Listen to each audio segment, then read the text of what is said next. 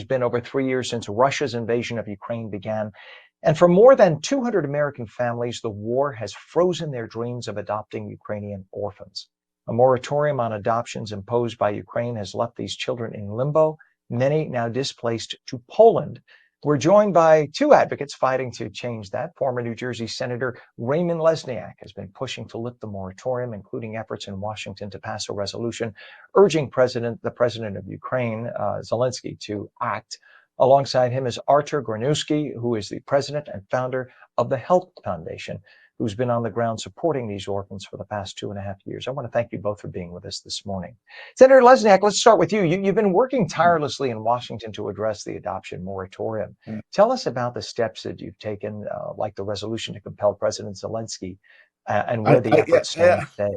I am so frustrated that our politicians, and I used to be a politician, that our politicians have not grabbed the hold of this. We had meetings at the State Department. Senator Schumer was involved. We got Senator Booker involved. Congressman Chris Smith and Don Norcross to urge Ukraine to resume these adoptions. These children, these orphans, were separated because they're orphans, and then they bonded with American families who wanted to have a welcoming home for them, and now they were separated again. Ukraine resumed, of course, when Putin invaded, all adoptions were suspended by Ukraine. But since then, they've resumed adoptions for Ukrainian families. But how about these American families? I'm appealing to President Trump. I couldn't get through to President Biden. Yes, I'm a Democrat, but this is not a political issue. These are children who want a loving family and American families who want these children. It's a perfect match. I think everybody's with you, no matter where they stand, Democrat, Republican, or what. We're talking about kids, and put politics aside. This is about kids, and it breaks your heart to think these poor kids have been living through babies, innocent, living through disaster, the disaster of having their country invaded, war, probably members of their extended families killed in war.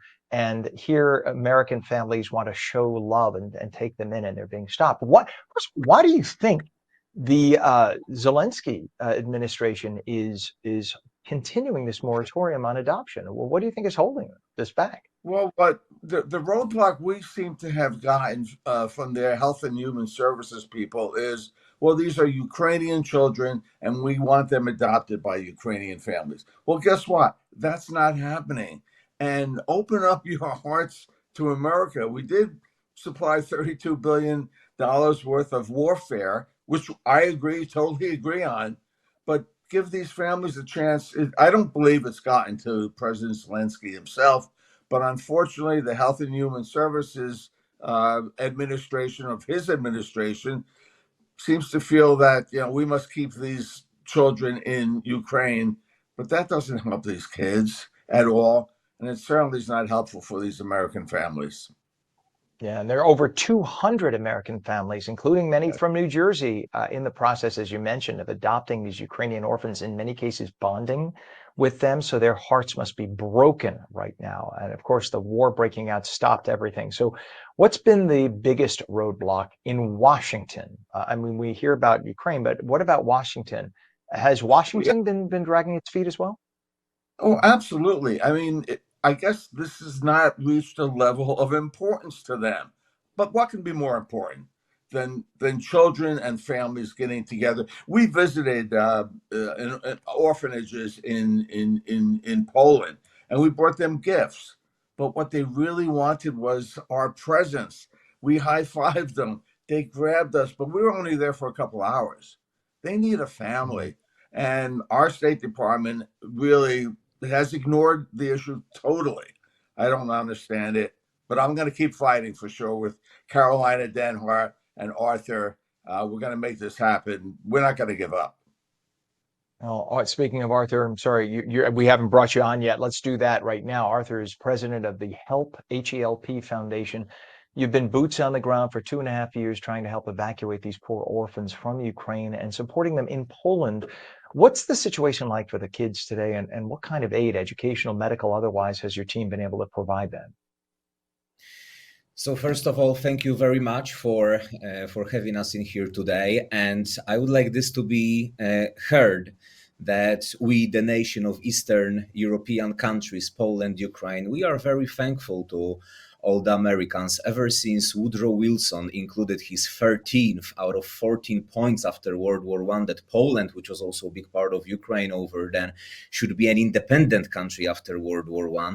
Then look, Ronald Reagan comes to Berlin in 1987 and says, Mr. Gorbachev, tear down this wall. So it's been 100 years when we have really felt amazing support from the US, in our case in general. And this is exactly how it is right now. We are very thankful to Senator Lesniak, Karolina Denhardt, for being in here with us. We feel you from the very beginning of the war. And so to answer your question, Ken, well, the situation is ongoing. So the children must have realized over last years that the situation is not changing very much. The hope is the thing that dies last. And I must say that these children are very strong. They are much stronger than myself. When I remember myself when I was a kid, they are super strong. And they are aware that there was an American family that was waiting for them. And they were literally packing their bags, some of them. They were on the way to the US to start their new life, to create their new world. And no, it's not happening. Now, one day there is an information, they must leave their orphanage. They must come to some new place called Poland. For at the beginning 7,000 of them.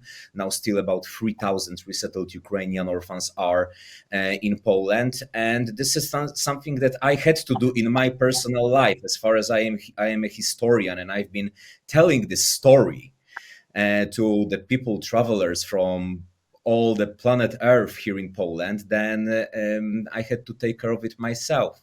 And then I was blessed to meet Karolina Denhardt and Senator Lesniak, who really did such an amazing things for us in here, that we know that we will not break down, we know that we will continue, and we know that we will win and will prevail. We have no doubts. We understand that it will take time, and we are prepared for this. So as for the healthcare for the children, it's guaranteed by the Polish government. Every resettled Ukrainian orphan is provided the same healthcare as a regular Polish child. As for the education, both Polish education is available for the children, but they are using Ukrainian teachers who are in Ukraine right now during the video calls. So that our mission is to organize additional sports activities. Dentists must be organized privately. Then we want to organize tours. This is what we have been doing. It's wehelpwelive.com, where you can find out a lot about our current missions. And by the way, for people that don't realize, and I only know because I have several friends from Poland, and they go back and forth, and they tell me what effort the Polish government has been making, and the Polish people bringing in tens of thousands, hundreds of thousands of Ukrainians since the war began, opening their homes, bringing in children, and supporting the Ukrainians who've been suffering so much. And I think Americans, we just can't grasp that. Imagine having Canadians in a state of war, and just hundreds of thousands, or in our case, because of the size of our country, millions of Canadians pouring across the border, and we open up our homes. That's what Poles are doing. They've been helping, and it's been going on for years. And you don't speak the same language. It's similar, but it's not the same. So it's kind of even hard to communicate, right? But I'm assuming people on the border kind of can speak a little of each language. But God bless Poland and the people for doing this. And you mentioned, by the way, we just want to make reference to Karolina Denhardt. She was supposed to be on. She couldn't make it this morning, but Karolina has been a very instrumental and very helpful in this, and we just want to make sure she's mentioned. You facilitated visits, Artur, for Senator Lesniak and Karolina to see the kids. And what is the emotional toll that you've witnessed on these orphans who are stuck there in limbo, literally for 2-3 years? For a little kid, 2 to 3 years is an eternity. Well, Senator saw it himself. And so what these children need the most is voluntarily spend time by the adults with them. So most of the people they know are their age, are another orphans, and some of their guardians were orphans before, and now they continue just working in the orphanage that they come from. So when older adults come who have their own life, their own problems that they faced and overcame, they like listening these stories. They love listening to story of Carolina Denhart and all the things that she struggled with and then won at the end of the day. And we've got many visitors, also local, my high school friends who created their companies, some real estate people who started from zero to hero, and children are just listening to these stories. They would listen to your story, Ken. How did it become that? How did it happen that you become a journalist, right? And they just love listening to the adults, spending time with them. We must find balance, like when to hug, or maybe just skip the hugging section, because if you are not coming back anytime shortly, then you must be very reasonable. Say what you will do and then do this. I had some visitors who knew that will not come anymore.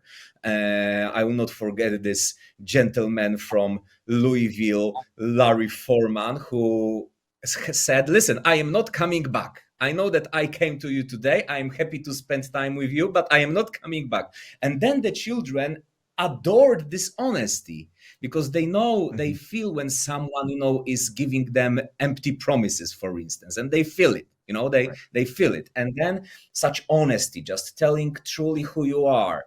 This is what helps them to grow up. Listen, in the future, we want them to provide to their society, to provide to their circle.